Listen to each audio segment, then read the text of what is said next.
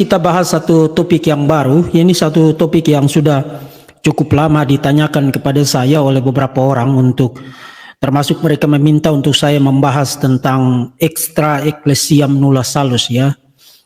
Di luar gereja tidak ada keselamatan. Ini satu diktum yang sangat penting dan punya akar sejarah yang cukup jauh ke belakang, kira-kira sampai kepada pertengahan abad yang ketiga dari Cyprianus. Nanti saya akan perlihatkan kepada saudara. Dan diktum doktrinal ini sangat sering disalahpahami, dan karena itu kita perlu bahas untuk memberikan pencerahan kepada saudara-saudara, sehingga waktu saudara dengar diktum ini, saudara bisa paham ini sebenarnya diktum ini maksudnya apa dan digunakan dalam konteks doktrin yang mana. Karena kalau saudara tidak menempatkannya di dalam konteks doktrin yang tepat, maka saudara akan salah mengaplikasikan diktum ini, termasuk juga salah memahami implikasi-implikasi dari doktrin ini. Dan saya akan membahas tentang diktum doktrinal ini dari perspektif teologi reform. Nah, saudara, untuk membahas tentang topik ini, saya akan bahas secara sekilas tentang sejarahnya, kemudian apa maksud dari doktrin ini. Kemudian kita akan lihat sejumlah implikasi pastoral dari diktum doktrinal yang sangat penting ini. Nah, saya akan segera mulai, tapi saya ingatkan untuk menggunakan kolom chat secara baik, bertanggung jawab. Yang melakukan ad hominem dan menyerang iman Kristen dan menghujat segala sesuatu di dalam kekristenan, saudara akan langsung ditertibkan oleh admin, ya. Saudara akan langsung diblokir.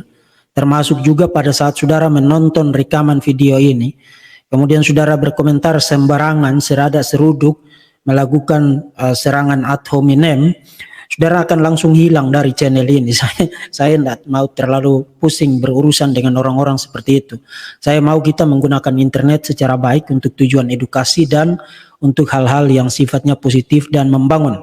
Bahwa di dalamnya ada kritikan, ada hal-hal yang mungkin tidak enak kita dengar atau yang tidak suka kita dengar karena bertentangan dengan apa yang kita pahami dan apa yang kita imani, itu sah-sah saja.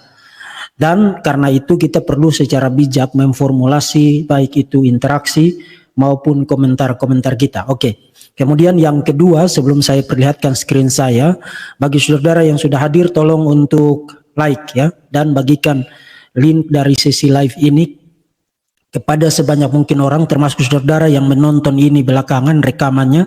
Tolong jangan pelit kasih like, ya, karena biasanya video-video yang direkomendasikan oleh YouTube untuk muncul di home dari para pengguna YouTube itu adalah video-video yang angka like-nya itu biasanya mencapai angka di atas 1000. Jadi tolong bantu secara hal-hal sederhana begitu supaya konten ini bisa menjangkau lebih banyak penonton dan lebih banyak orang yang mendapatkan pencerahan dan diedukasi melalui materi di dalam video ini.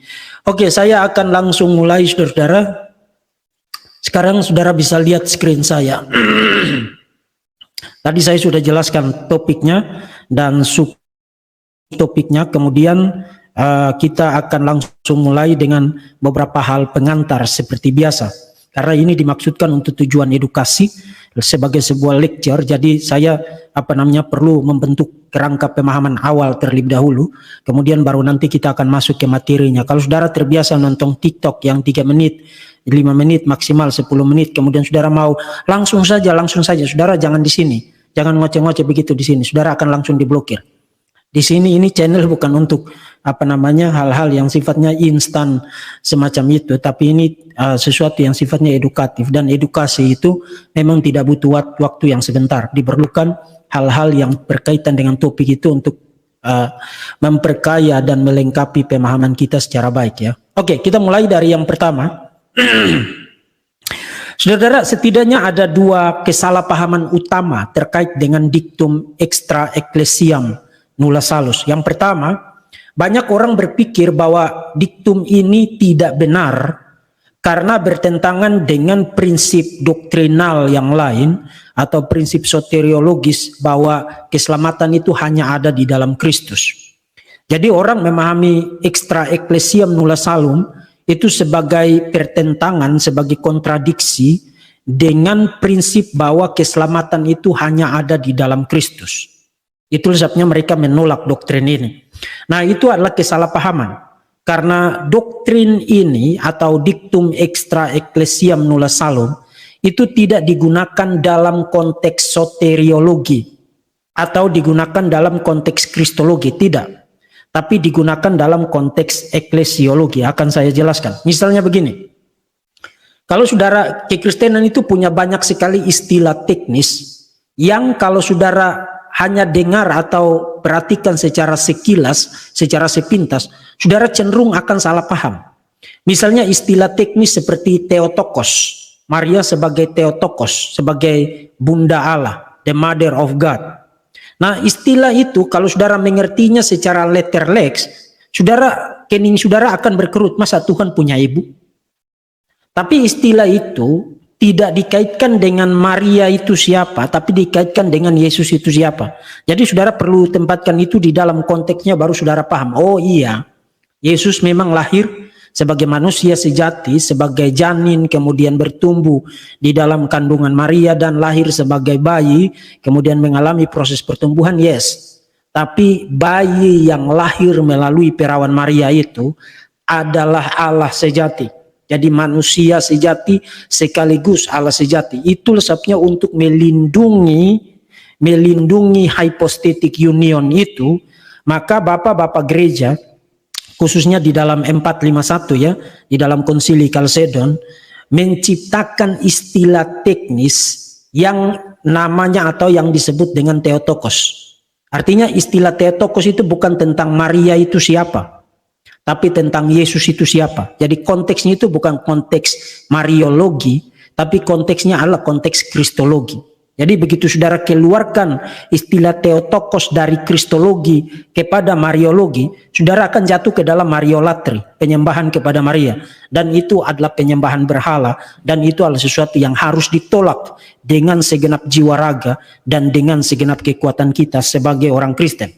Itu istilah bukan tentang Maria itu siapa, tapi tentang Yesus itu siapa. Makanya tadi saya bilang, istilah-istilah teknis di dalam doktrin-doktrin Kristen, seringkali kalau saudara hanya dengar secara sepintas atau mengerti dengan pengetahuan yang terbatas, apalagi sangat minimalis, apalagi dengan niat yang sangat tendensius untuk menyerang kekristenan, saudara akan cenderung jatuh ke dalam kubangan kesalahpahaman.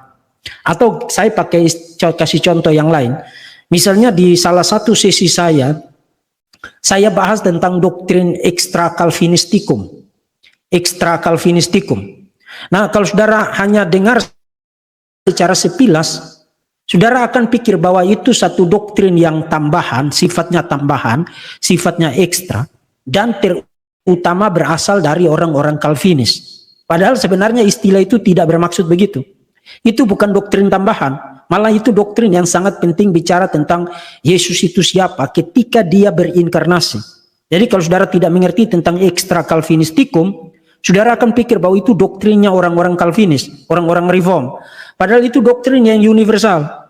Bapak-bapak gereja ngajarin itu sampai kepada para reformator, kemudian kecuali Luther ya. Luther menolak gitu. Tapi mayoritas teolog magisterial Protestan itu menganut doktrin extra Calvinistikum. Jadi itu ada sejarahnya kenapa orang menggunakan istilah extra Calvinistikum. Nah, hal yang sama juga terjadi pada diktum ini, extra ecclesia nulla salum. Waktu Cyprianus, kemudian nanti dimengerti di sepanjang sejarah, akan saya perlihatkan kilasan sejarahnya secara cepat.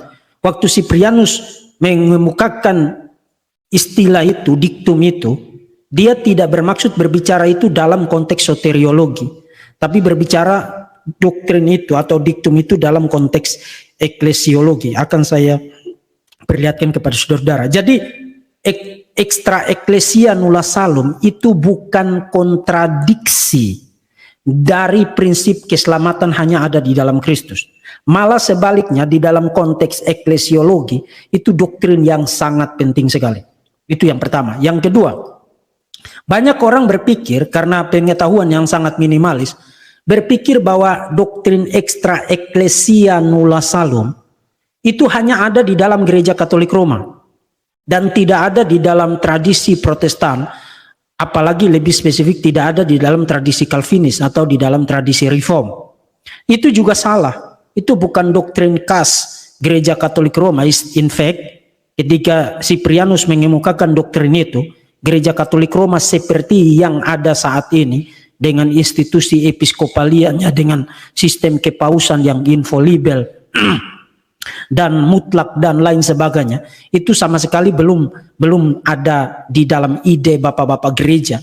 Itu satu diktum yang dimaksudkan untuk bicara tentang sesuatu yang lain, dan itu bukan diktum yang hanya ada di dalam tubuh Gereja Katolik Roma. Meskipun nanti akan saya perlihatkan bahwa di dalam perkembangan sejarahnya mulai dari abad ke-13 dan seterusnya sampai dengan Vatikan II, pemahaman Gereja Katolik Roma mengenai diktum ini menjadi sangat narrow sekali, menjadi sangat sempit sekali. Nanti di Vatikan II mendadak mereka buka bendungannya itu menjadi sangat lebar sekali, jadi meluber kemana-mana. Nanti akan saya perlihatkan kepada saudara-saudara. Jadi memang ada pemahaman khusus, pemahaman khasnya Gereja Katolik Roma mengenai extra ecclesia nulla salum. Tapi sebenarnya diktum itu juga ada di dalam dokumen-dokumen resmi reformasi, termasuk terus-menerus dibicarakan di kalangan para teolog magisterial dari Protestanisme atau para teolog reformasi yang sangat besar itu. Nanti akan saya perlihatkan kepada saudara. Jadi ini bukan doktrin miliknya Gereja Katolik Roma, tapi ini doktrin yang sangat penting sekali. Meskipun dipahami secara berbeda di dalam Gereja Katolik Roma, beda dengan yang dipahami dan yang dielaborasi oleh para teolog reformasi seperti Bullinger, seperti Calvin, seperti John Owen dan lain sebagainya. Nanti akan saya perlihatkan kepada saudara-saudara sekalian. Jadi itu dua kesalahpahaman yang saudara harus hindari ketika saudara dengar istilah extra ecclesia nulla salum. Nah, kalau begitu apa konteks? Apa konteks yang tepat untuk memahami diktum ini, extra ecclesia nulla salum? Saudara ingat di dalam pengakuan iman rasuli, aku percaya kepada Allah Bapa, pencipta langit dan bumi dan seterusnya, percaya kepada Yesus Kristus, aku percaya kepada Roh Kudus. Kemudian setelah itu, jadi setelah formulasi kredo yang trinitarian itu, kemudian pengakuan iman rasuli dilanjutkan dengan satu proposisi. Aku percaya akan gereja yang am dan kudus, atau gereja yang kudus dan am. I believe in the Holy Catholic Church. Nah, Holy Catholic Church bukan gereja Katolik Roma. Bukan gereja Katolik Roma. Tapi gereja yang universal, yang lintas waktu, yang lintas denominasi, yang lintas tempat. Gereja gereja yang universal. Nah, sekarang pertanyaan. Apa kandungan bobot teologis dari proposisi itu? Aku percaya akan gereja yang kudus dan am, gereja yang Katolik dan am. Apa bobot teologisnya? Nah, diktum ini, diktum extra ecclesia nulla salum, itu dicetuskan di dalam konteks untuk menjelaskan bobot teologis, kandungan makna teologis dari proposisi itu. I believe in the Holy Catholic Church. Aku percaya akan gereja yang kudus dan am. Nah, nanti kita akan lihat apa yang dimaksud dengan kata in di dalam atau akan di situ. Apakah gereja adalah objek iman atau sebenarnya sesuatu yang lain? Nah, itulah sebabnya diktum ini dimaksudkan untuk memberikan elaborasi, memberikan penjelasan tentang kandungan bobot teologis di balik proposisi yang ada di dalam pengakuan iman rasuli. Aku percaya akan gereja yang kudus dan Katolik dan am atau dan universal. Jadi konteksnya itu bukan konteks kristologi, bukan juga konteks soteriologi, tapi konteks eklesiologi tentang doktrin gereja. Dan karena itu kita tidak boleh keluarkan diktum itu dari konteks tersebut. Nah, untuk itu saudara, saya akan kasih saudara penjelasan ringkas tentang sejarah pertama kali Bapak gereja mulai memikirkan tentang doktrin ini, implikasi dari aku percaya akan gereja yang kudus dan am. Kemudian nanti kita akan lihat bagaimana di dalam sejarah pemahaman gereja Katolik Roma mengenai doktrin ini sampai kepada Vatikan II. Kemudian yang terakhir kita akan lihat bagaimana para teolog reform, para reformator, termasuk juga nanti yang tertuang di dalam dokumen-dokumen resmi seperti Westminster Confession of Faith, kemudian pengakuan iman Belgik, termasuk juga di dalam dokumen-dokumen resmi yang lain, bagaimana diktum itu diteruskan dan dipahami, kemudian dijabarkan implikasi-implikasi pastoralnya. Jadi ini satu diktum yang sangat penting sekali. Selain sangat gampang untuk orang itu salah paham, tapi begitu saudara tempatkan di dalam konteks yang tepat, saudara akan lihat ini satu diktum yang sangat-sangat penting sekali. Bahkan kalau saudara tidak perhatikan baik-baik ini, saudara akan menjadi orang Kristen yang sangat sembrono sekali. Nah, saya tidak ada waktu untuk mengetik bagi saudara rekomendasi literatur yang banyak, karena saya mempersiapkan materi ini sebenarnya secara cepat saja. Jadi saya hanya sempat ketik bagi saudara satu rekomendasi buku yang saya sudah baca, bahkan sudah baca berkali-kali, dan buku yang sangat tipis sekali ya, buku dari McGrew, The Ark of Safety, Is There Salvation Outside the Church. Ini buku yang sangat-sangat bagus sekali, sangat ringkas, tapi sangat padat untuk bicara tentang doktrin ini.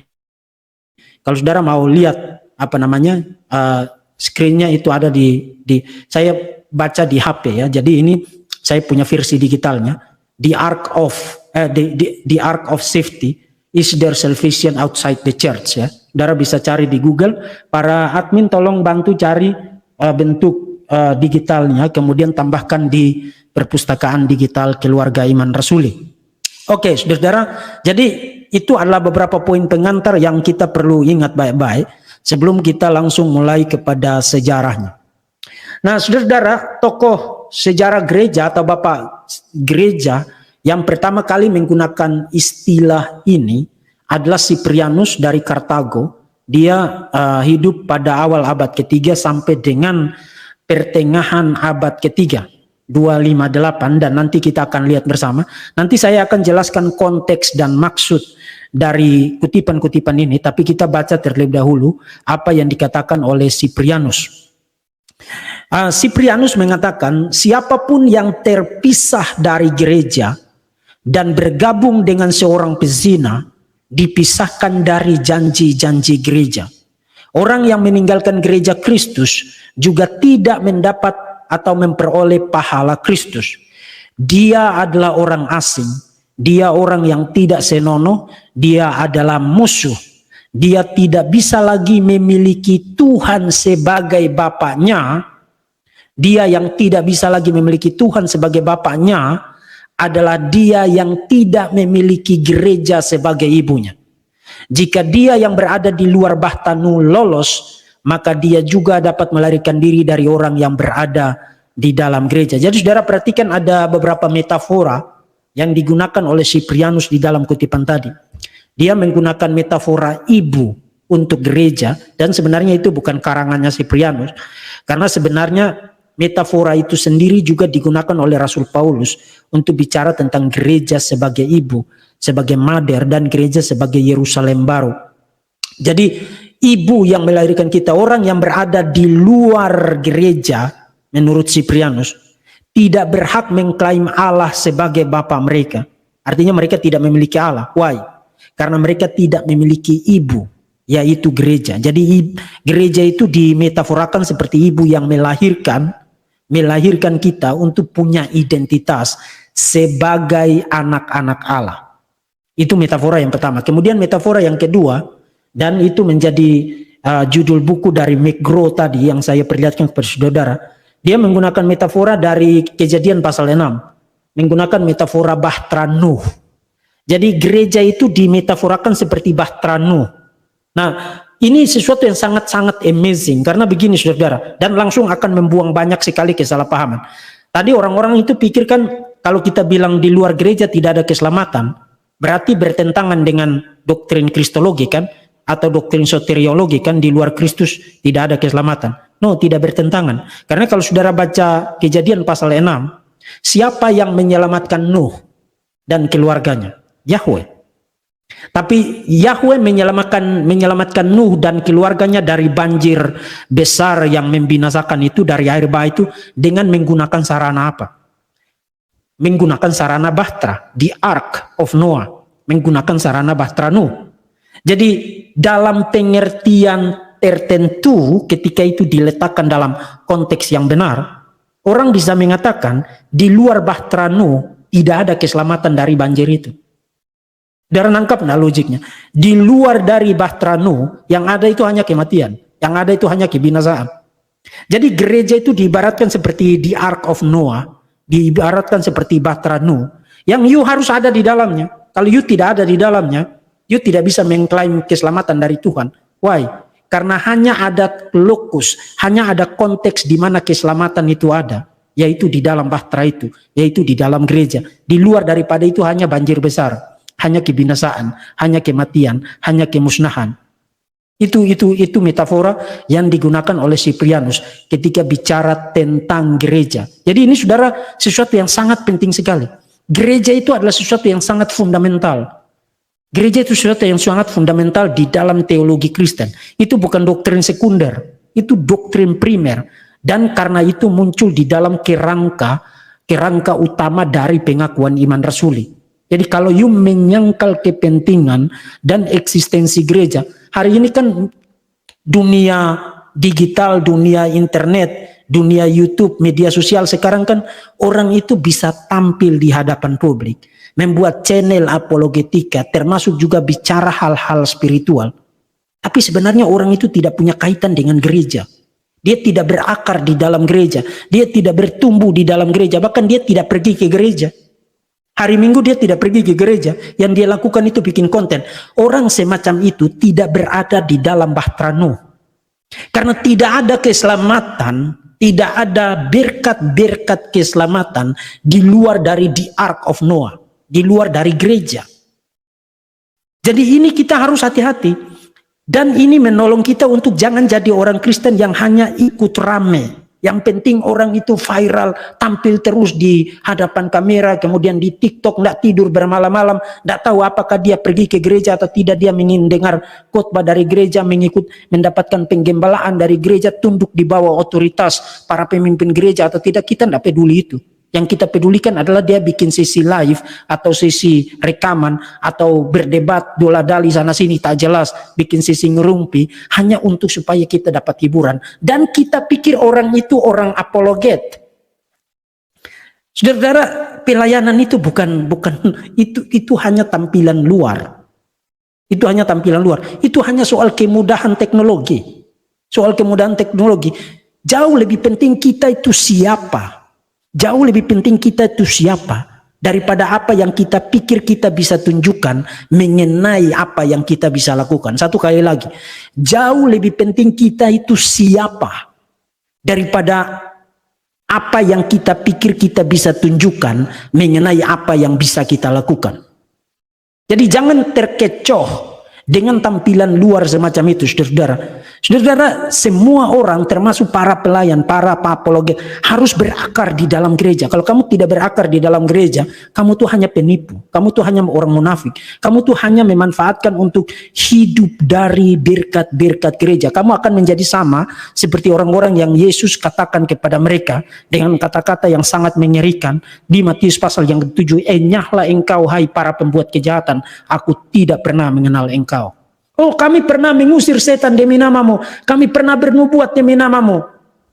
Kami punya channel apologetika. Kami dola-dali dari tengah malam sampai dengan pagi. Kami bikin sesi ini, bikin sesi itu. Saudara-saudara, enyahlah engkau daripadaku, hai kamu pembuat kejahatan.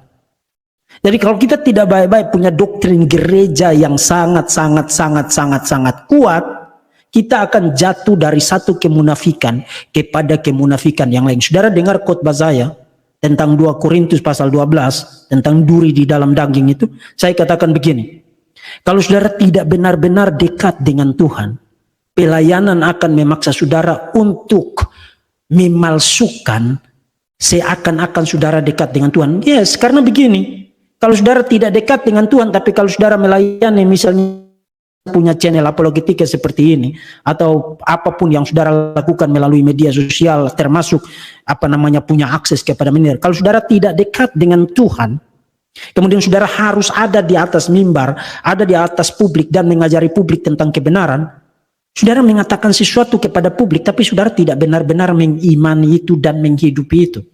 Jadi pelayanan itu hanya akan menjadikan saudara itu ahli untuk menjadi seorang hipokrit yang sangat besar. Saudara, pelayanan itu tidak boleh terlepas dari gereja. Saya kenal beberapa orang, bahkan di Batam ini.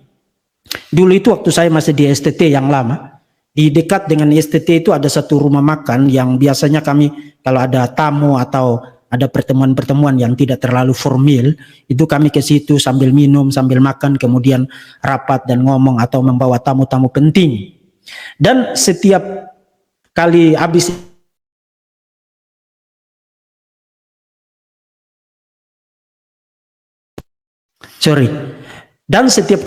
ibadah, saya bukan setiap kali tapi beberapa kali habis ibadah saya selalu pergi ke situ, dan di rumah makan itu ada ruang VIP. Kemudian saya dengar orang-orang itu ada nyanyi-nyanyi, tepuk tangan di situ. Rupanya ada sekelompok orang yang bikin ibadah di situ. Kemudian saya tanya, kebetulan yang memimpin itu saya kenal, ada seorang anak muda dari salah satu ormas yang saya kenal. Kenapa kalian ibadah di sini? Oh, kami tidak mau bergabung dengan gereja. Gereja sangat mengecewakan, pendetanya begini, jemaatnya begini. Jadi kami bikin persekutuan sendiri setiap hari Minggu. Saudara, orang yang melepaskan diri dari gereja, dia tidak berhak mengklaim berkat apapun terkait dengan keselamatan, terkait dengan Tuhan Yesus. Saudara tidak boleh melepaskan diri saudara dari gereja. Itulah metafora-metafora yang sangat kuat yang digunakan oleh Cyprianus. Gereja itu adalah ibu, dan gereja itu diibaratkan seperti di Ark of Noah, seperti Bahtera Nuh. Di luar dari gereja yang kamu punya hanya banjir besar, yang kamu punya hanya kebinasaan. Itu metaforanya, itu picture-nya, itu gambarannya. Jadi ini sesuatu yang sangat penting sekali ya. Kemudian di dalam kutipan inilah kita mendapatkan diktum tadi, extra ecclesiam nulla salus. Cyprianus mengatakan begini, tetapi bahkan baptisan pengakuan dosa di depan umum, nanti saya akan jelaskan konteksnya, dan darah tidak dapat bermanfaat bagi seorang bidat untuk keselamatan. Karena tidak ada keselamatan di luar gereja, extra ecclesia nulla salum. Apalagi manfaatnya baginya jika ia berada di tempat persembunyian dan di dalam gua para perampok yang ternoda oleh penularan air yang tidak senonoh. Ia bukan saja tidak menanggalkan dosa-dosanya yang lama, melainkan malah menumpuk dosa-dosa yang lebih baru dan yang lebih besar. Tidak ada keselamatan di luar gereja. Dan karena itu, sekarang mari kita lihat konteksnya, apa yang dimaksudkan oleh Cyprianus dengan dua kutipan tadi. Pertama, kita perlu geser sedikit ke belakang. Ini Cyprianus kan pertengahan abad ketiga. Dia menulis kata-kata yang tadi sekitar tahun 250, karena 250 itu dia baru diinstal ya, diangkat menjadi bishop di Kartago. Jadi pada abad kedua sampai dengan akhir abad kedua memasuki paruh pertama abad ketiga, itu ada sejumlah bapak gereja yang kalau saudara baca tulisan-tulisan mereka, mereka bicara tentang keselamatan itu sebagai sesuatu yang sifatnya inklusif. Jadi misalnya orang-orang di dalam PL sebelum Kristus, termasuk para filsuf pagan seperti Socrates, seperti Aristoteles, seperti Plato, termasuk orang-orang ateis yang hidup secara benar menggunakan rasionalitas mereka, reason, akal budi mereka, mereka dapat disebut sebagai bagian member of the body of Christ, anggota tubuh Kristus. Jadi mereka disebut member of the body of Christ karena mereka hidup secara baik dan hidup menurut akal sehat mereka, menurut reason. Jadi saudara lihat bapak-bapak gereja itu, misalnya saudara bisa lihat nama-nama mereka sekarang ada di screen ya, Justin Martyr, Irenaeus, Clement of Alexandria, termasuk Origenes. Orang-orang ini berpikir bahwa keselamatan itu tetap harus ada di dalam Kristus. Tapi orang itu tidak harus Kristen. Dia tidak harus Kristen. Dia dapat hidup menurut akal budinya, hidup secara baik. Dan orang-orang semacam itu, kematian Kristus itu bermanfaat untuk mereka. Mereka dapat diselamatkan. Nah, sampai pada masa Siprianus, konteks dari Siprianus memaksa dia untuk memikirkan secara lebih mendalam apa implikasi dari keselamatan hanya ada di dalam Kristus dalam kaitan dengan betapa pentingnya eksistensi gereja. Nah, satu konteks spesifik yang lain lagi adalah pada masa itu sekitar tahun 250 ada kontroversi yang saya sudah pernah bahas di dalam topik saya tentang baptisan ulang. Nanti para admin bisa bantu saudara kasih link tentang rebaptism. Pada masa itu ada kontroversi tentang kaum lapsi. Nah, kaum lapsi itu apa? Kaum lapsi adalah orang-orang Kristen yang sudah pernah dibaptis tapi kemudian mereka menyangkal iman mereka karena ada persekusi dari Kaisar Decius yang dimulai tahun 250. Jadi ada persekusi yang sangat besar pada masa Siprianus itu. Orang-orang Kristen di dalam Kekaisaran Romawi itu jumlahnya sekitar 1 juta. Itu pertengahan abad ketiga. Dan jumlah orang-orang Kristen itu sudah mencapai angka kurang lebih 1 juta pada masa itu. Tapi karena ada persekusi yang sangat besar dari Kaisar Decius pada tahun 250 pertengahan abad yang ketiga, maka banyak sekali orang Kristen yang murtad. Termasuk juga banyak bishop, banyak uskup yang tadinya mereka membaptis orang-orang itu, menerima sakramen baptisan, orang-orang itu juga murtad. Maka diskusinya adalah apa yang akan terjadi dengan orang-orang yang murtad ini untuk menghindar dari persekusi. Apa yang akan terjadi dengan mereka kalau mereka ingin join kembali dengan gereja? Apakah baptisan mereka itu valid? Baptisan mereka yang pertama itu valid atau invalid karena mereka telah menyangkal Tuhan Yesus. Nah, itu konteksnya, itu polemik tentang kaum lapsi. Dan di dalam konteks itu, Siprianus mengatakan orang-orang yang menyimpang dari kekristenan, apostat, kaum lapsi, termasuk para bidat, termasuk orang-orang yang menimbulkan perpecahan di dalam gereja, memisahkan diri mereka dari gereja yang benar, mengikuti ajaran-ajaran sesat seperti Marcion, seperti Gnostik, seperti Partipasianism atau yang disebut dengan Sabellianism, yang anak modern, anak masa kininya sekarang adalah Oneness Pentecostalism. Orang-orang itu tidak berbagian di dalam keselamatan. Dan baptisan mereka menjadi invalid, menjadi tidak valid. Itu posisi dari Siprianus. Dan dia menegaskan bahwa kamu tidak bisa mengklaim kamu punya Kristus, tapi kamu mengikuti satu ajaran yang tidak diajarkan oleh gereja, misalnya ajaran sesat. Atau kamu memisahkan dirimu dari gereja, misalnya murtad. Atau kamu menimbulkan perpecahan, mengajarkan satu ajaran yang lain, skisma, mengajarkan satu ajaran yang lain yang tidak diajarkan di dalam gereja. Kamu tidak berbagian di dalam keselamatan. Makanya dia mengatakan, di luar gereja tidak ada keselamatan. Jadi extra ecclesiam nulla salus. Itu konteksnya. Jadi di dalam konteks originalnya, diktum itu pertama kali dimaksudkan untuk memberikan batasan, memberikan penegasan eklesiologis. Memberikan pembatasan eklesiologis mengenai orang-orang yang keluar dari kekristenan, murtad karena takut akan penganiayaan, mengenai orang-orang yang menyimpang dari kekristenan, mengajarkan ajaran sesat, mengenai orang-orang yang memisahkan diri mereka dari gereja, mengikuti ajaran-ajaran sesat dan menimbulkan perpecahan di dalam gereja. Di luar dari gereja, menurut Siprianus tidak ada keselamatan. Dan kalau kita refer balik kepada metafora yang digunakan, itu ibaratnya sama seperti orang-orang itu tidak dapat disebut diselamatkan karena mereka sebenarnya ada di dalam banjir besar. Mereka tidak ada di dalam bahtera Nuh itu. Mereka tidak ada di dalam the ark of safety seperti judul buku dari McGraw yang tadi saya perlihatkan kepada saudara. Nah, sekarang itu konteks sejarahnya. Sekarang penegasan eklesiologis yang sangat penting itu, Ketika di dalam perkembangan sejarahnya mulai muncul klaim tentang paus itu punya otoritas mutlak sebagai vicar of Christ, sebagai wakil Kristus, sebagai bishop of bishop, sebagai uskupnya para uskup, sebagai pontifex maximus, sebagai imam besar, high priest, termasuk sebagai king of kings, raja di atas segala raja.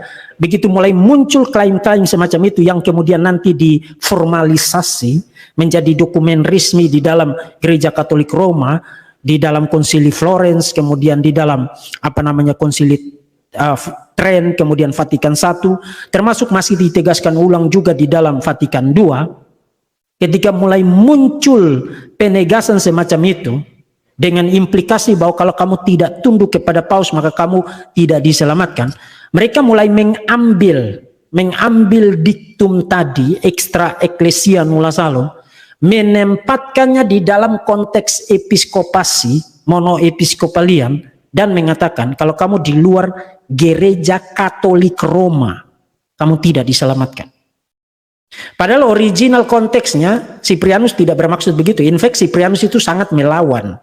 Cyprianus sangat melawan Bishop of Rome, uskup di Roma. Kalau saudara baca tulisan Cyprianus itu tidak percaya Bishop of Rome itu punya otoritas atas gereja-gereja selain gereja-gereja di luar dari kekaisaran Romawi. Dan tidak ada satupun bapak-bapak gereja yang percaya begitu. Pra-Nisea, pasca Nisea itu baru perkembangan abad ke-5, abad ke-6 setelah Masehi. Itu setelah Agustinus malah. Jadi diktum yang awalnya hanya menegaskan tentang posisi penting dari gereja, artinya kamu harus ada di dalam gereja, tanpa implikasi tentang denominasi, mendadak mereka ambil diktum itu, kemudian mereka mereka masukin implikasi denominasi ke dalam diktum itu. Jadi di luar dari Gereja Katolik Roma tidak ada keselamatan. Saya buktikan kepada saudara-saudara. Di dalam posisi Gereja Katolik Roma, ini misalnya Unam Sanctam. Unam Sanctam ini berasal dari Paus Boniface yang ke-8 pada awal abad ke-14. Dan yang saudara lihat sekarang di screen, itu adalah apa yang disebut dengan satu deklarasi ex cathedra. Jadi kalau saudara belajar tentang doktrin ketidakdapat bersalahan Paus, the infallibility of Pope, dia bukan berarti tidak bisa bikin salah.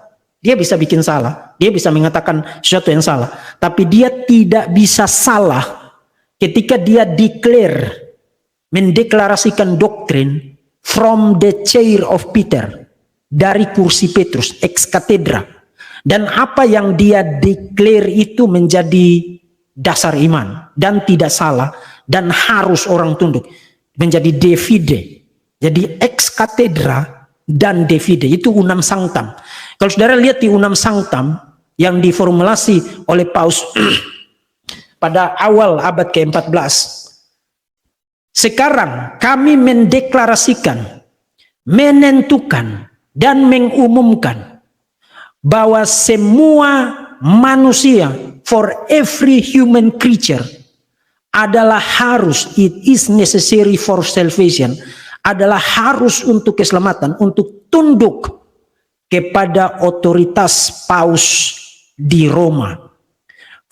It is necessary for salvation to be subject to the authority of the Roman Pontiff. Karena sekarang mereka memahami gereja itu satu dan sama dengan Gereja Katolik Roma. Jadi kalau kamu tidak ada di dalam Gereja Katolik Roma, kamu tidak diselamatkan. Dan untuk kamu diselamatkan, kamu harus tunduk kepada otoritas dari Roman Pontiff, dari Paus di Roma. Nah, deklarasi itu kemudian ditegaskan kembali di dalam Konsili Oikumenis ke-17 yang diakui di dalam Gereja Katolik Roma. Ya, orang-orang reformasi tidak mengakui itu.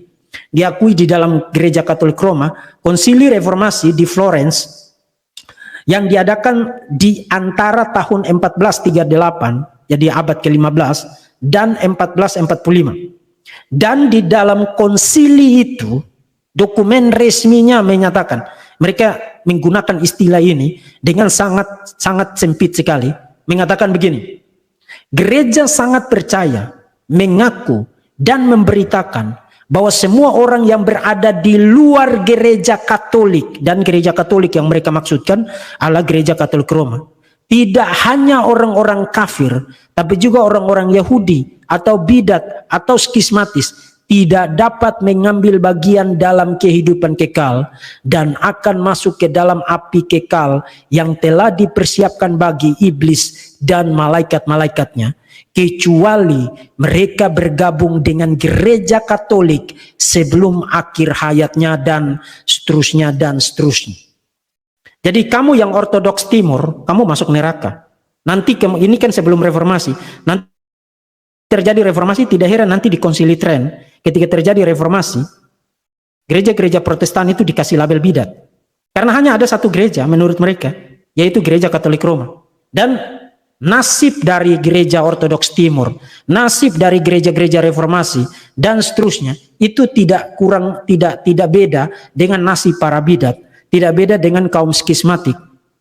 Dan mereka akan punya nasib yang sama dengan apa yang dipersiapkan oleh Tuhan bagi iblis di dalam neraka. Itu bahkan ada di dalam kata-kata yang eksplisit, ya. All those who are outside the Catholic Church, mereka yang ada di luar gereja, bukan hanya kaum pagan, tapi juga orang-orang Yahudi, para bidat dan kaum skismatik, tidak dapat berbagian di dalam kehidupan kekal dan akan masuk ke dalam api yang kekal, will go into the everlasting fire, yang dipersiapkan for the devil, yang dipersiapkan untuk iblis dan para malaikatnya, unless, kecuali mereka bergabung dengan gereja Katolik sebelum akhir hidup mereka. Jadi sekarang ekstra eklesia nulla salum itu diambil oleh gereja Katolik Roma, kemudian dikasih bobot yang sangat sempit sekali, yaitu bobot denominasi, yang tidak ada di dalam konteks originalnya. Cyprianus tidak bicara tentang denominasi. Cyprianus bicara tentang gereja yang universal, baik yang ada di Kartago, baik yang ada di Roma, yang ada di Syria, yang ada di Yerusalem, yang ada di mana saja pada masa itu. Gereja yang universal. Tapi ketika mulai muncul klaim kepausan dan the primacy of Pope, keutamaan paus, mereka ambil diktum ini, kemudian mereka kasih pengertian yang sangat sempit sekali. Jadi hanya bicara tentang gereja Katolik Roma. Kalau kamu di luar gereja Katolik Roma, kamu pasti masuk neraka. Kamu dapat bagian seperti yang dipersiapkan Tuhan bagi iblis dan para malaikatnya. Nah, itu satu kecelakaan besar. Dan itu nanti diteruskan di Konsili Tren, termasuk teruskan di Vatikan I. Tapi yang menariknya adalah ketika muncul Vatikan II 1964, jadi belum 100 tahun. Jadi setelah berabad-abad mereka mendeklarasikan ex cathedra dan de fide, kamu kalau bukan Katolik Roma, kamu masuk neraka. Setelah berabad-abad mereka deklarasikan itu. Kemudian di Konsili Trent 1964 mendadak bukan hanya Protestan dan gereja Timur, Ortodoks Timur yang saudara seiman, Muslim juga saudara seiman, termasuk orang-orang yang non-Muslim tapi mereka percaya akan adanya kreator, adanya pencipta, itu juga sudah saudara seiman. Jadi saudara lihat ironinya di sini. Ketika mulai muncul klaim kepausan, diktum itu diambil kemudian dikasih pengertian yang sangat sempit sekali. Tapi ketika muncul Konsili Vatikan II, mendadak mereka buka kerannya. Lalu itu meluber kemana-mana. Bukan hanya Protestan, bukan hanya Ortodoks Timur, tapi Muslim juga saudara seiman, Yahudi juga saudara seiman, termasuk orang-orang dari agama lain yang percaya adanya Tuhan sebagai pencipta juga adalah saudara seiman. Saudara, saya tidak bisa kutip panjang-panjang, jadi saudara bisa baca itu di dalam chapter 2 on the people of God di poin 15-16 yang bicara tentang orang-orang Protestan, orang-orang Muslim, dan para penganut agama lain yang mengakui adanya pencipta, termasuk orang-orang yang tidak mengenal Injil, yang bukan karena kesalahan mereka, mereka tidak dengar Injil. Di dalam dokumen yang judulnya Lumen Gentium. Lumen Gentium. Jadi sekarang itu sebabnya para teolog Katolik seperti yang terkenal itu adalah Karl Rahner. Karl Rahner, teolog asal Jerman itu, dia punya ajaran yang namanya Kristen Anonim. anonimus Kristen. Maksudnya apa? Maksudnya kamu itu bisa diselamatkan meskipun kamu bukan anggota gereja, meskipun kamu bukan orang Kristen dan tidak mengaku iman sebagai orang Kristen, tapi kamu hidup menurut pewahyuan umum, kamu hidup menurut akal budi, kamu hidup menurut hati nuranimu, itu berarti kamu merupakan member dari the body of Christ. Kamu adalah Kristen anonim, Kristen tanpa nama. Kamu tidak bagian dari gereja, kamu tidak punya KTP Kristen, kamu bukan bagian dari kumpulan orang-orang percaya, tapi kalau kamu memenuhi kriteria-kriteria itu, kamu Kristen anonim. Itu posisi dari Karl Rahner. Itu adalah sebuah refleksi lebih lanjut mengenai posisi dari Vatikan II. Mengenai posisi dari Vatikan II. Jadi mereka akhirnya sekarang misalnya yang mengikuti Karl Rahner mengajarkan inklusivisme, doktrin inklusivisme yang lebih spesifik disebut dengan doktrin di anonimus Kristen, orang-orang Kristen anonim. Artinya orang-orang itu Kristen secara fundamental, tapi secara lahiriah, secara tampilan luar, secara denominasional, secara agama, religion, mereka itu tidak join dengan gereja, mereka tidak join dengan kekristenan. Nah, saudara, teologi reform konsisten mempertahankan maksud original dari diktum itu dan menarik implikasi-implikasi teologisnya terkait dengan signifikansi dan betapa pentingnya posisi gereja sebagai institusi yang didirikan oleh Tuhan di dalam dunia ini. Nah, pengertian gereja di situ nanti akan sangat berbeda dari yang didefinisikan oleh gereja Katolik Roma yang sangat sempit sekali. Hanya gereja itu hanya gereja Katolik Roma. No, para reformator bilang tidak. Posisi bapak-bapak gereja itu tidak begitu. Bapak-bapak gereja tidak bilang bahwa gereja itu hanya gereja Katolik Roma. Itu perkembangan di kemudian hari. Nah, karena itu mari kita pindah kepada posisi dari teologi reform. Saudara-saudara, tadi di poin kesalahpahaman yang kedua saya katakan, banyak orang berpikir bahwa extra ecclesiam nulla salum itu hanya milik gereja Katolik Roma. No, salah.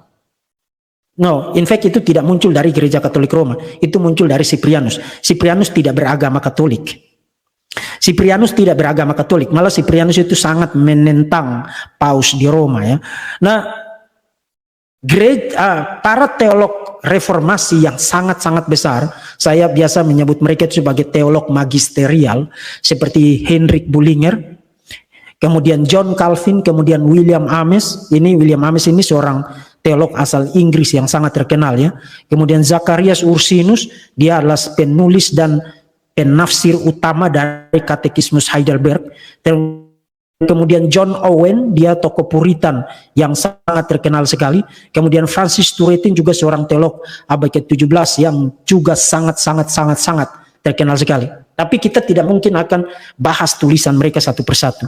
Jadi mari kita lihat saja dokumen resmi yang mewakili posisi gereja-gereja reform atau teologi reform.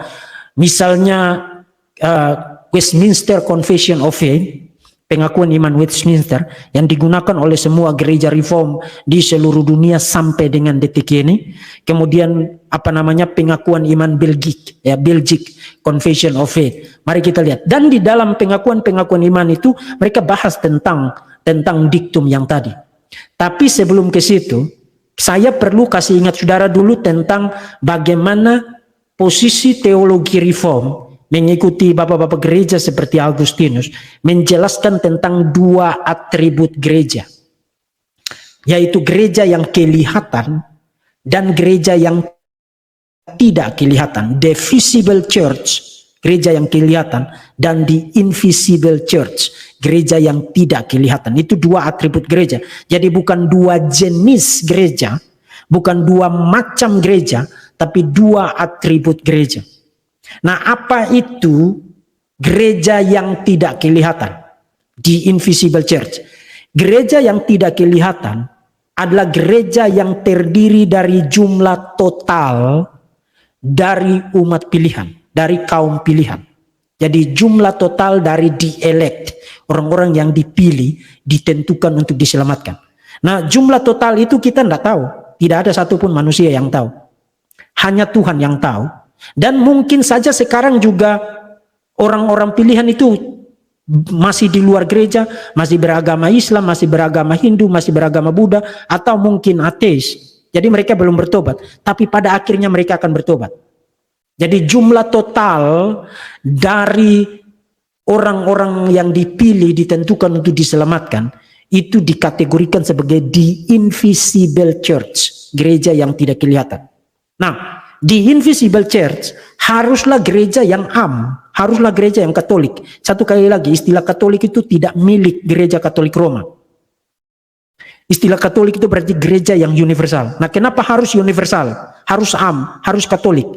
Karena orang-orang pilihan ini itu berada di sepanjang sejarah. Mulai dari masa Adam sampai dengan masa Tuhan Yesus datang kedua kali. Jadi mulai dari zaman manusia pertama sampai dengan zaman masa parusia, Tuhan Yesus datang kedua kali. Dan selain lintas waktu, tapi juga lintas geografi. Mereka bukan hanya satu bangsa seperti misalnya pada era perjanjian lama, umat pilihan itu hanya orang-orang Israel terutama. Tapi orang-orang Israel kenapa dipilih? Dipilih untuk menjangkau bangsa-bangsa lain. Makanya Israel disebut sebagai kerajaan imam. Tugas imam berarti menjadi perantara antara Yahweh dengan bangsa-bangsa lain. Jadi orang-orang yang dipilih itu bukan hanya terdiri dari satu suku bangsa, tapi berasal dari berbagai suku bangsa dan berada di berbagai tahap sejarah, mulai dari Adam sampai dengan parusia, sampai dengan Tuhan Yesus datang. Nah, jumlah total mereka itulah yang membentuk the invisible church. Nah, itu invisible church ya, gereja yang tidak kelihatan. Kemudian gereja yang kelihatan itu apa? Gereja yang kelihatan itu yang saudara dan saya ini. Saya di gereja Reform, kemudian saudara di gereja Karismatik, saudara di gereja Pantekosta, saudara di gereja apa lagi? Saudara di GKI, saudara di HKBP, saudara di Ortodoks Timur dan lain sebagainya. Saudara ada di berbagai macam denominasi, termasuk juga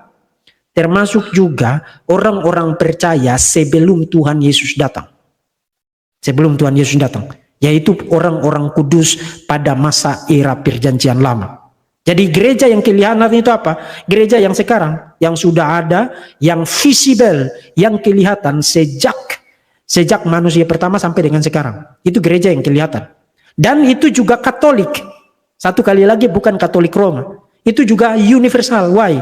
Karena ada berkeberadaan bukan hanya di dalam satu bangsa, bukan hanya di dalam satu tahap sejarah, satu titik waktu, bukan hanya ada di dalam satu denominasi, tapi ada di berbagai denominasi dan ada di berbagai tahap sejarah dan ada di berbagai wilayah, ada di berbagai tempat. Itu sebabnya kalau saudara mengucapkan pengakuan iman rasuli, itu biasanya MC-nya akan bilang begini: bersama dengan semua orang percaya di segala abad dan di segala tempat, mari kita mengaku iman kita demikian. Artinya orang percaya itu bukan hanya kamu. Karena orang-orang percaya di visible church, gereja yang kelihatan, itulah gereja yang sudah dibentuk sepanjang abad. Mulai dari manusia yang pertama sampai dengan sekarang dan akan nambah lagi. Dan sepanjang zaman. Jadi waktu kita mendeklarasikan pengakuan iman rasuli, itu bukan sekadar rutinitas, tapi kita sedang menaruh diri kita di dalam jejeran, kumpulan, deretan panjang dari kumpulan orang-orang yang telah diselamatkan dan dipisahkan dari kegelapan, dikeluarkan dari cengkraman setan, dari maut, dibawa kepada terangnya yang ajaib. Menggunakan definisi dari Rasul Petrus, dibawa kepada terangnya yang ajaib dan dikumpulkan di dalam the Ark of Noah, dikumpulkan di dalam Bahtera Nuh yang disebut dengan gereja. Jadi kita harus mengucapkan pengakuan iman rasuli. Gereja-gereja yang tidak memasukkan pengakuan iman rasuli sebagai unsur liturgi dari ibadah mereka cenderung akan menjadi gereja yang nyeleneh. Apakah akan merasa benar sendiri atau kemudian nyeleneh sendiri? Bukan hanya soal merasa benar sendiri, merasa bahwa dia saja yang gereja, tapi juga nanti akan muncul ajaran sesat. Karena pengakuan iman rasuli itu dimaksudkan untuk kasih kita boundaries, kasih kita pagar. Kamu tidak boleh keluar dari sini. Kalau kamu di sini, kamu bukan hanya sendiri, tapi kamu adalah satu dari sekian banyak sederetan panjang yang sangat panjang dari gereja yang kelihatan di sepanjang zaman dan di segala tempat. Itu harus. Nah, karena itu saudara-saudara, dengan membahas tentang itu, sekarang mari kita lihat apa yang dikatakan oleh Westminster Confession of Faith mengenai diktum tadi, outside the church there is no salvation. Mari kita baca bersama-sama apa yang dikatakan di dalam pengakuan iman, pengakuan iman Westminster ya. Gereja yang kelihatan juga bersifat Katolik, itu yang tadi saya jelaskan, atau universal di bawah Injil, yaitu tidak terbatas pada satu negara seperti sebelumnya di bawah hukum Musa. Terdiri dari setiap orang di dunia yang menganut iman yang benar, true religion itu berarti iman yang benar, bersama anak-anak mereka.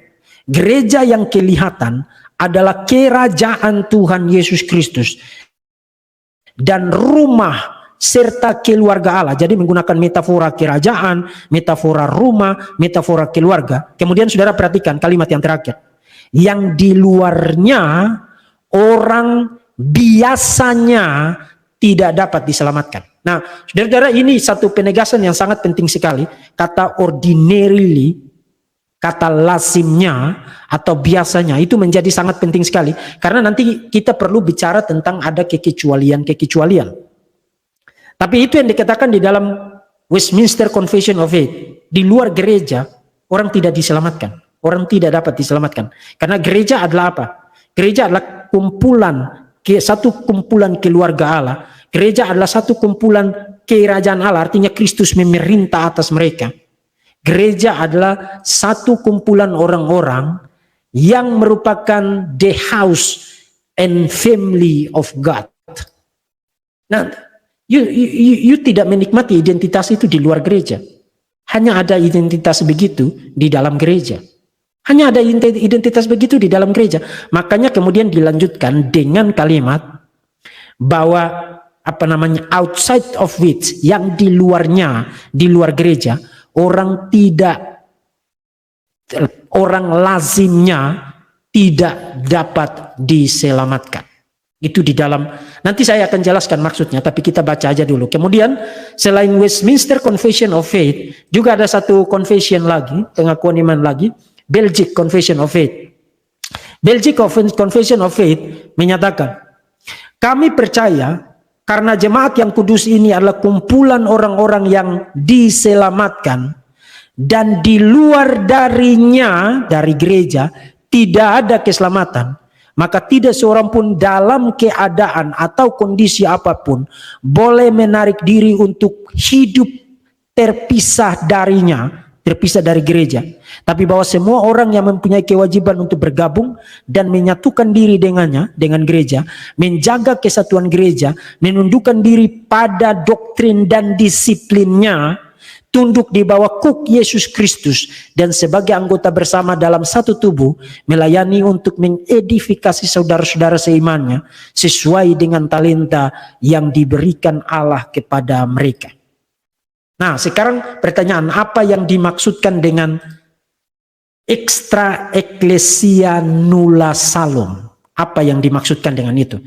Ada beberapa poin yang tercakup di dalam kandungan arti diktum itu. Pertama, extra ecclesia nulla salum berarti gereja merupakan a necessity means, suatu sarana yang harus untuk keselamatan. Nah, apa yang dimaksudkan dengan sarana yang harus? Nah, saudara bisa baca sendiri di sini. Tapi sarana yang harus itu berarti gereja adalah institusi yang didirikan oleh Tuhan, yang terdiri atas gereja yang kelihatan dan yang tidak kelihatan. Tadi saya sudah jelaskan bagi saudara-saudara. Tapi hanya di dalam gereja firman itu dipercayakan. Firman itu dipercayakan, dikhotbahkan, diajarkan, termasuk atas dasar firman itu tindakan penginjilan itu dilakukan. Nah, tindakan penginjilan itu memanggil orang-orang untuk menjadi member dari The Invisible Church, gereja yang tidak kelihatan. Kalau mereka bertobat, mereka jadi gereja yang masuk ke dalam member gereja yang tidak kelihatan. Memanggil orang-orang itu untuk menjadi anggota dari gereja yang tidak kelihatan dan diselamatkan di dalam Kristus. Tindakan memanggil itu bukan hanya ada dilakukan keluar, tapi juga di dalam gereja. Karena di dalam gereja yang kelihatan itu ada orang-orang munafik, ada orang-orang yang hanya asal namanya Kristen, ada orang-orang yang sebenarnya hanya Kristen nominal, hanya Kristen KTP-nya saja. Jadi mereka harus terus-menerus dipanggil untuk bertobat. Nah, sekarang pertanyaannya, di dalam konteks apa firman itu dipercayakan untuk diberitakan dan atas dasarnya saudara mengajarkan doktrin yang benar dan melakukan tindakan penginjilan dan lain. Di dalam konteks apa? Tidak ada konteks yang lain. Satu-satunya konteks, lokus, sarana yang di dalam konteks itu Tuhan kasih firman-Nya untuk firman itu dibicarakan, diproklamasikan, diajarkan, penginjilan dilakukan. Satu-satunya konteks adalah gereja. Adalah gereja. Jadi waktu mengatakan di luar gereja tidak ada keselamatan, sebenarnya bukan kontradiksi dengan di luar Kristus tidak ada keselamatan. Itu bukan tentang kristologi, tapi tentang eklesiologi. Maksudnya adalah bahwa tidak ada sarana yang lain yang Tuhan dirikan di bumi ini, yang melaluinya Tuhan kasih firman-Nya untuk kemudian itu diajarkan kepada jemaat, termasuk juga diajarkan kepada dunia. Jadi outside the church there is no salvation, no salvation. Itu bukan tentang bahwa gereja mengambil alih posisi Kristus, tapi itu bicara tentang keharusan, pentingnya, signifikansi, the importance of, betapa pentingnya gereja sebagai a necessity means, sebagai sarana yang harus, karena sarana satu-satunya. Yes, satu-satunya. Aku mendirikan jemaatku. Siapa yang mendirikan gereja? Tuhan Yesus. Jadi kata-kata Tuhan Yesus sendiri, aku yang mendirikan gereja. Lain kali kalau Muslim bilang Paulus yang mendirikan agama Kristen, kutip ayat itu Matius 18 ayat yang ke-16. Yesus yang bilang, aku mendirikan jemaatku di atas batu karang ini. Nah, itu ada perdebatan tentang apakah itu Petrus atau pengakuan iman Petrus, kita tidak usah ke situ. Tapi Yesus yang mendirikan itu, mendirikan institusi itu, dan bahkan Yesus bilang alam maut tidak berkuasa atasnya. Jadi gereja adalah satu-satunya sarana yang harus di dalamnya firman dipercayakan untuk diberitakan, dan jemaat diajar, jemaat dikotbahin, jemaat dibimbing, digembalakan, termasuk juga orang-orang yang hanya asal nama saja di dalam gereja mendengarkan firman, mendengarkan Injil, panggilan untuk bertobat, dosa mereka dikoreksi, ditegur, diarahkan untuk hidup tertib dan lain. Itu satu-satunya sarana. Kamu tidak punya sarana yang lain. Itu maksudnya. Jadi waktu Cyprianus dan para teolog reform menggunakan istilah extra ecclesia nulla salom, itu maksudnya. Gereja adalah sarana utama, primary means, dan sarana yang lazim, ordinary means. Nah, tadi di dalam pengakuan iman Westminster itu ada penambahan kata ordinarily, secara lazim, karena ada kekecualian memang. Misalnya seperti penjahat yang ada di atas salib itu, dia tidak join dengan visible church, tapi jelas dia adalah member dari gereja yang tidak kelihatan. Dia tidak sempat join dengan gereja yang kelihatan, karena dia begitu dia mengaku dia mati, dan Yesus bilang hari ini engkau bersama-sama dengan aku di dalam Firdaus. Atau anak-anak kecil, para bayi yang meninggal pada waktu masih bayi. Nah, para bayi yang meninggal, saya sendiri percaya bayi dari orang-orang percaya yang meninggal, para bayi itu diselamatkan. Karena Paulus menyebut mereka sebagai keturunan kudus, benih kudus. Dan Alkitab menyebut mereka sebagai anak-anak perjanjian. Karena lahir dari satu kavenan pernikahan. Pernikahan itu satu kavenan, satu perjanjian. Dan anak-anak yang lahir dari pernikahan Kristen itu mendapatkan berkat kavenan. Dan berkat kavenan yang mereka peroleh melalui status kelahiran mereka dari pernikahan, kavenan pernikahan itu ditandai dengan baptisan. Itu sebabnya saya percaya baptisan anak. Nah, soal saudara tidak percaya itu urusan lain, tapi itu logiknya, itu logiknya. Jadi itu yang dimaksudkan dengan di luar gereja tidak ada keselamatan. Kemudian bukan hanya itu. Di luar gereja tidak ada keselamatan juga berarti bahwa gereja adalah sarana yang harus, and necessity means, untuk persekutuan orang-orang kudus. Saudara-saudara, ini yang tadi saya bilang di awal tadi. Kamu tidak bisa bikin sesi begini atau dola dali di TikTok atau siang malam tidak tidur kemudian saya apologet, dan kamu di gereja mana? Mendapatkan didikan di gereja mana?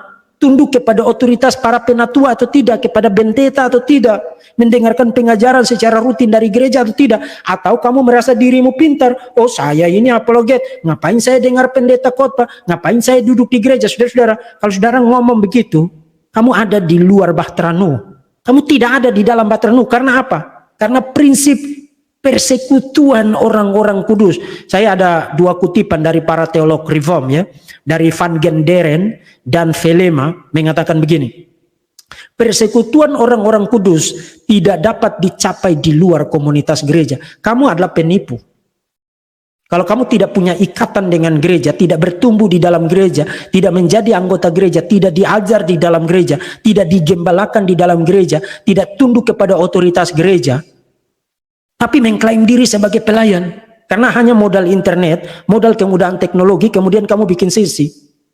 Nah, ini banyak orang Kristen yang karena tidak paham begini, mereka itu langsung berbunga kangkung. Begitu muncul si A yang viral, oh ini orang apologetet, sesama hamba Tuhan. Sabar dulu, saya perlu tahu dia dari gereja mana, berakar di gereja mana, belajarnya bagaimana, tunduk kepada otoritas siapa. Karena di luar dari itu tidak ada persekutuan orang-orang kudus. Di luar dari itu tidak ada. Kita seringkali orang-orang Protestan ini mengecilkan arti gereja, seakan-akan kita ini bisa lepaskan diri dari gereja. Kamu tidak bisa melepaskan diri dari gereja. Begitu kamu melepaskan diri dari gereja, menjauhkan diri dari gereja, kamu mencebloskan dirimu ke dalam air bah yang besar itu. Saudara ingat metafora yang dipakai oleh Cyprianus tadi untuk gereja? Gereja itu apa?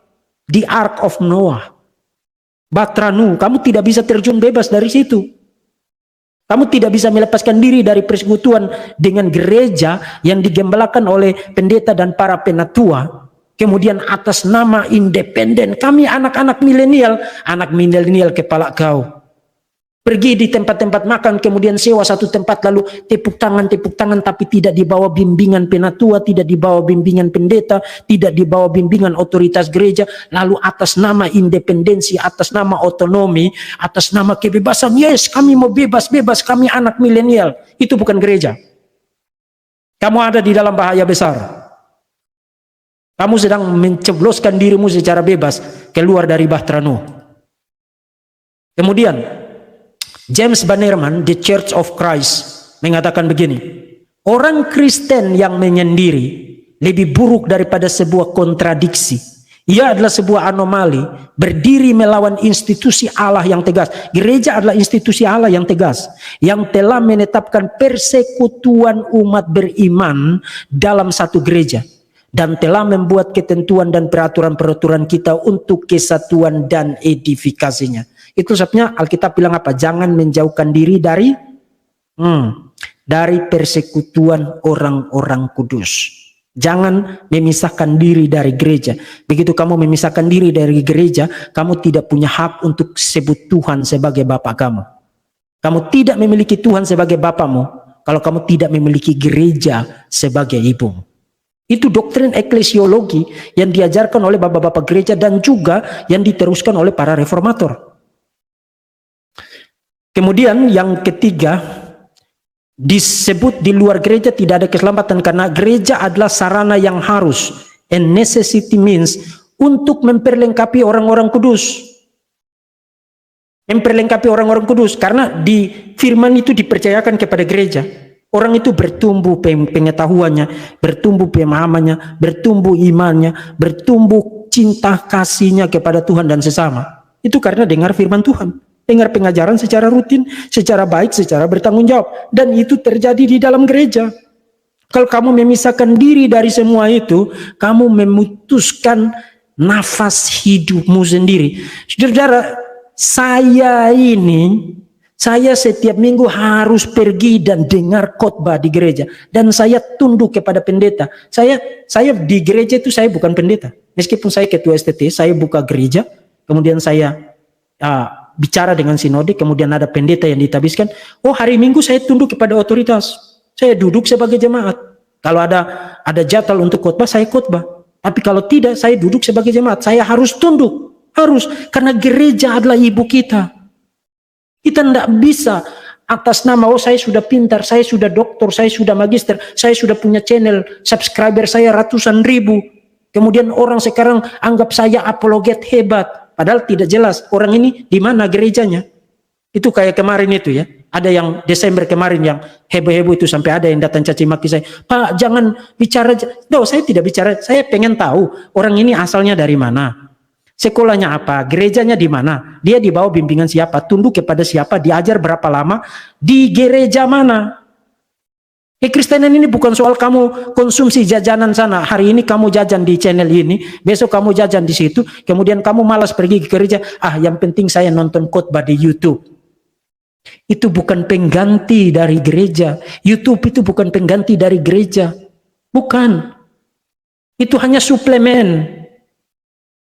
Tapi yang terutama di situ adalah gereja. Pergi ke gereja, bersekutu di gereja, menjalin persekutuan dengan orang-orang yang ada di dalam gereja, tunduk kepada otoritas gereja, pengajaran di gereja. Jangan kamu bikin sendiri. Ini karena orang-orang Protestan ini, orang-orang di gereja-gereja tidak diajarin tentang doktrin gereja yang benar. Makanya aneh sendiri. Kemudian yang terakhir, gereja adalah sarana yang harus, a necessity means, untuk memenuhi tugas orang-orang kudus. Yes, misalnya Yesus bilang, aku memberi perintah baru kepada kamu. Kasihilah satu sama lain. Kamu harus saling mengasihi. Yohanes pasal 13 ayat 34 sampai dengan ayat yang ke-35. Aku memberikan perintah baru kepada kamu supaya kamu saling mengasihi sama seperti aku mengasihi kamu. Demikian pula kamu harus saling mengasihi, dan dengan demikian semua orang akan tahu kamu adalah murid-murid. Pertanyaan saya, di mana konteksnya kamu mengasihi? Di gereja. Saudara, kalau ada masalah di gereja, kamu keles dengan seseorang atau dengan seorang pendeta atau dengan seorang, kemudian kamu keluar dari gereja, kamu itu anak-anak. Yes, kamu anak-anak. Saudara, waktu Yesus bilang aku memberi kamu perintah baru untuk kamu harus saling mengasihi. Untuk kamu bisa mengasihi itu, siapa yang harus kamu kasihi? Apakah hanya orang-orang yang nice dengan kamu, yang baik dengan kamu, yang lakukan apa yang kamu mau, yang tidak pernah protes terhadap kamu, atau orang-orang yang nyebelin, orang-orang. Itu konteksnya di mana? Di dalam gereja. Mereka saudara seimanmu. Orang-orang yang menurut kamu nyebelin itu, orang-orang yang menurut kamu, saya tidak mau ketemu dia, lihat mukanya aja malas. Orang itu sangat mungkin Tuhan Yesus mati bagi dia. Kalau Tuhan Yesus mati bagi dia, berarti Tuhan Yesus mengasihi dia. Kalau Tuhan Yesus mengasihi dia, kamu siapa yang bilang, oh saya tidak mau mengasihi dia? Di mana konteksnya? Di dalam gereja. Semua tugas-tugas Kristen atau bertolong-tolonglah kamu saling menanggung beban. Di mana itu bisa dilakukan? Di dalam gereja. Saudara bisa lihat ayat-ayatnya di screen sekarang. Semua tugas-tugas Kristen itu, Christian duties itu, memenuhi tugas-tugas orang-orang kudus itu, semua tugas-tugas itu hanya bisa diterapkan kalau itu diterapkan di dalam gereja. Jadi gereja, di luar gereja tidak ada keselamatan, berarti apa? Di luar gereja, berarti yang pertama, gereja adalah primary means, sarana utama untuk keselamatan. Konteksnya itu di dalam gereja. Tidak ada konteks yang lain. Itu institusi yang didirikan oleh gereja. Yang kedua, gereja, di luar gereja tidak ada keselamatan, berarti apa? Bahwa gereja adalah sarana yang harus untuk orang-orang Kristen, gereja yang kelihatan membangun apa? Membangun persekutuan orang-orang kudus. Gereja, di luar gereja tidak ada keselamatan. Berarti gereja adalah a necessity means, sarana yang harus untuk apa? Untuk memperlengkapi orang-orang kudus. Dan gereja di luar gereja tidak ada keselamatan, berarti gereja adalah sarana yang harus untuk memenuhi tugas-tugas orang-orang kudus. Ini satu doktrin yang sangat-sangat profound. Yang namanya doktrin itu orang tidak bikin panjang-panjang. Orang formulasikan dalam satu kalimat untuk gampang diingat. Tapi kalau kamu sudah ngerti konsepnya, kamu ingat kalimat itu aja, konsep yang sangat kaya itu muncul di kepala kamu. Itulah gunanya diktum, atau itulah gunanya istilah teknis. Istilah teknis itu memang tidak dimaksudkan panjang-panjang, dan cenderung orang salah paham karena dia tidak ngerti. Tapi begitu kamu ngerti, oh ini maksudnya. Ini maksudnya. Sekarang apa implikasinya? Saya kasih saudara beberapa 4 hal, kemudian kita selesai. Implikasi dari diktum tadi, extra ecclesia nulla salum. Pertama, gereja yang Katolik, yang universal, bukan gereja Katolik Roma ya, adalah gereja yang tidak kelihatan, invisible, dan yang kelihatan, visible. Gereja ini eksis dan tersebar sejak era perjanjian lama hingga perjanjian baru dan sampai sekarang dan sampai kepada akhir zaman. Dan gereja ini ada di berbagai tempat dan ada di berbagai denominasi. Itu bukan hanya gereja Katolik Roma. Kamu ada di denominasi manapun, sejauh gereja itu mengajarkan firman, doktrin yang benar, ajaran yang murni dari dalam Alkitab, kamu bagian dari gereja yang Katolik, gereja yang gereja yang universal. Bapak-bapak gereja memang dalam pengertian terbatas bicara tentang suksesi apostolik, tapi bukan seperti yang dimengerti oleh gereja Katolik mengenai paus. Mereka lebih banyak bicara tentang suksesi doktrinal. Jadi gereja itu disebut sebagai gereja apostolik kalau dia meneruskan, memelihara, mengajarkan, dan menyebarluaskan ajaran para rasul. Jadi jangan dikungkung, dipersempit menjadi pengertian denominasi hanya pada satu denominasi. Seakan-akan kalau di luar denominasi itu bukan gereja. Gereja yang Katolik, yang yang universal, mewarisi, meneruskan, mengajarkan, mempertahankan dengan konsisten ajaran-ajaran Alkitab yang murni dan benar, sound doctrine. Para bidat dan orang-orang di luarnya tidak berbagian dalam identitas itu, serta tidak berbagian dalam berkat keselamatan yang dimilikinya. Jadi kalau kamu bidat, kamu tidak punya hak untuk mengklaim diri sebagai orang Kristen. Gereja yang Katolik, bukan gereja Katolik Roma ya, tapi gereja yang yang universal, adalah sarana dan konteks yang harus, necessary untuk pemberitaan firman, penginjilan, panggilan untuk diselamatkan, baik di dalam maupun di luar gereja, dan penggembalaan serta pendewasaan jemaat. Dan yang terakhir, semua orang Kristen wajib dan harus bergabung menjadi anggota gereja untuk tujuan apa? Untuk tujuan persekutuan, untuk mendapatkan pengajaran, mendapatkan koreksi. Ini yang banyak orang tidak mau. Mendapatkan dorongan serta arahan untuk menjadi dewasa dan diperlengkapi untuk memenuhi tugas-tugasnya sebagai orang Kristen. Saya tutup dengan satu kutipan. Nanti saudara kalau dengar ini, ambil waktu untuk meditasi, ambil waktu untuk pikirkan implikasi-implikasi tadi secara lebih mendalam. Saya tutup dengan kutipan ini. Perampok yang bertobat di kayu salib, seorang muslim yang masuk Kristen namun belum menemukan orang percaya lainnya, atau seorang yang terdampar di pulau terpencil hanya dengan sebuah Alkitab, masing-masing mempunyai alasan yang masuk akal untuk tidak menjadi bagian dari gereja. Namun orang-orang yang mengaku sebagai orang percaya namun menolak untuk bergabung dengan gereja, padahal ada instruksi-instruksi Alkitab yang jelas dan memiliki kesempatan untuk melakukan hal tersebut, seharusnya sangat mengkhawatirkan kita. Mereka atau orang-orang seperti ini adalah orang-orang yang seperti orang-orang yang mengatakan sedang jatuh cinta tapi menolak untuk menikah. Saudara harus join dengan gereja, karena itu satu-satunya institusi. Satu-satunya institusi yang didirikan Tuhan sebagai primary means dan necessity means, sarana utama dan sarana yang harus untuk pemberitaan firman, untuk memanggil orang-orang bertobat, untuk pengajaran, untuk doktrin, untuk koreksi, untuk penggembalaan, pendewasaan, untuk penghiburan dan lain sebagainya. Semua yang dibutuhkan bagi jiwamu untuk mendapatkan penghiburan dan kepastian keyakinan iman mengenai identitasmu sebagai orang Kristen, kamu dapatkan itu di dalam gereja. Gereja yang mengajarkan firman dan ajaran-ajaran yang murni dan ajaran-ajaran yang sehat. Itu wajib. Oke, jadi itu maksud dari extra ecclesia nulla salom. Saya sampai di situ, saudara-saudara. Silakan kalau ada yang mau tanya ya.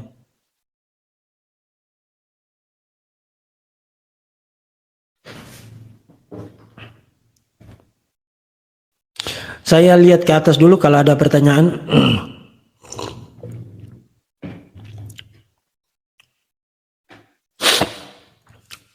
Malam Pak, bagaimana dengan invisible church? Mereka mungkin bisa saja tidak tergabung di dalam visible church. Apakah dalam hal ini invisible church tidak dapat keselamatan? Tidak, bukan itu maksudnya.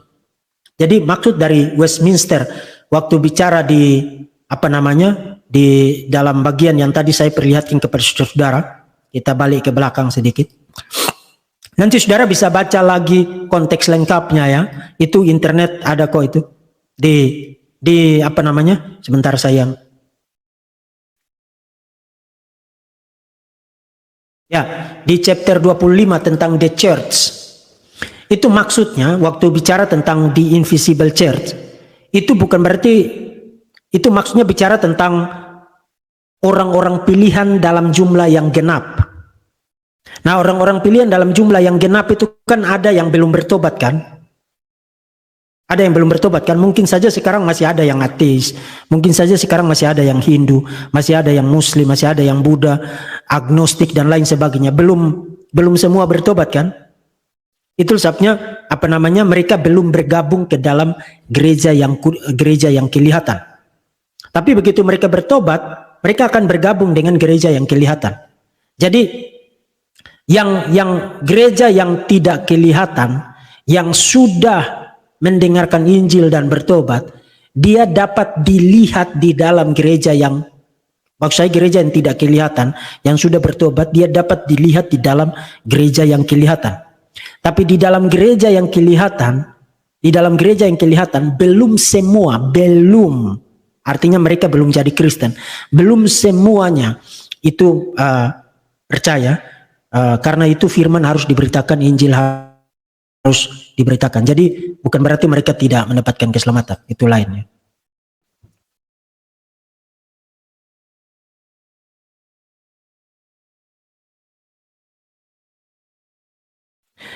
Pak Verbum, Veritatis, apakah Ortodoks Timur juga memahami? Yes, Ortodoks Timur juga memahami hal yang sama. Dan dengan segala hormat dan dengan segala kerendahan hati. Karena saya punya hubungan yang sangat baik dengan Romo Daniel dan kawan-kawan ya. Bahkan beberapa murid saya itu dari gereja Ortodoks Timur. Saya tidak bermaksud untuk ofensif terhadap kalian, tapi memang ada di dalam dokumen-dokumen resmi gereja.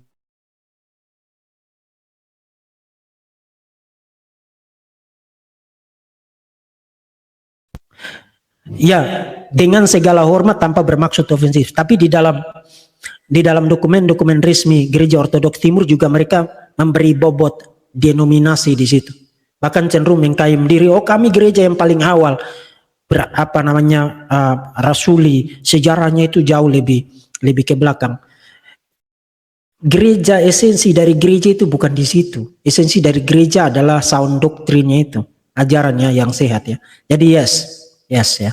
Tapi tolong jangan dibikin ini menjadi polemik ya. Saya tidak menjawab itu untuk menyerang pihak tertentu.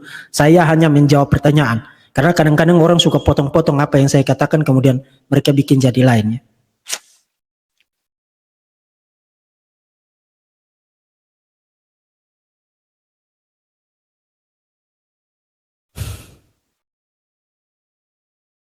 Sampai sekarang masih ada yang berpandangan untuk kerjakan keselamatan, apa bisa disebut? Itu kan istilah dari Alkitab itu, dari Rasul Paulus, ada di dalam surat Filipi.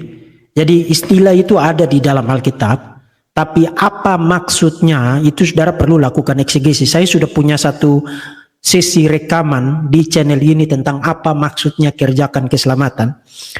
Silakan cari dan dengar ya. Itu tidak berarti kamu diselamatkan karena kamu berupaya sendiri. Apakah pemahaman tentang banyak istilah kekristenan yang minimalis di samping menyerang kekristenan, akan tetapi juga jadikan kekristenan itu belanga supaya jauh dari keselamatan Kristus Misalnya gereja Erastus, maksudnya apa ini? Minimalis. Nah, saya tidak ngerti apa maksudnya. Bisa diformulasi ulang, Pak?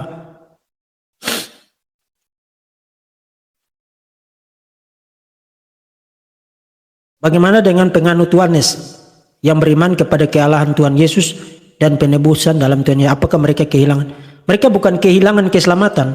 Mereka memang tidak diselamatkan. Kalau kehilangan keselamatan kan berarti dia sudah diselamatkan, kemudian dia hilang keselamatannya. No, Alkitab tidak mengajarkan bahwa keselamatan bisa hilang. Orang yang sudah diselamatkan sejak awal, pada akhirnya akan diselamatkan.